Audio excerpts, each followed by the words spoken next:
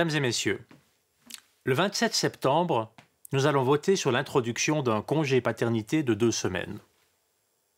Il s'agit d'un contre-projet à l'initiative populaire demandant un congé paternité de 4 semaines.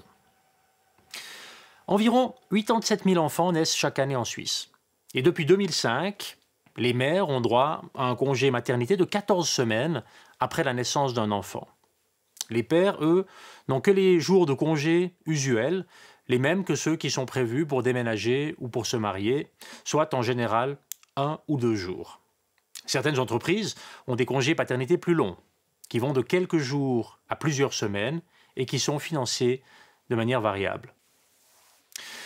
Le projet soumis en votation populaire permettra de réduire ces inégalités. Tous les pères actifs professionnellement auront droit à 2 semaines de congés payés. Les jours de congé devront être pris dans les 6 mois après la naissance d'un enfant, en bloc ou sous forme de journées isolées. Les pères percevront des indemnités correspondant à 80% de leurs revenus, mais au maximum 196 francs par jour. C'est le même principe qui prévaut pour les mères dans l'assurance maternité.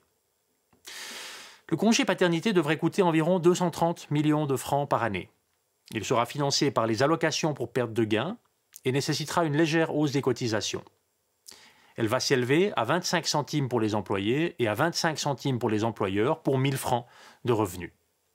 Et si le congé paternité de 2 semaines est accepté, il pourra être introduit en 2021. Nous allons voter sur cet objet parce qu'un comité a lancé un référendum contre le congé paternité.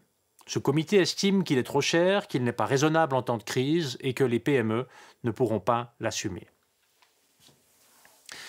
Mesdames et messieurs, pour le Conseil fédéral, ce congé paternité de 2 semaines est un bon compromis. Il répond à un besoin de la société.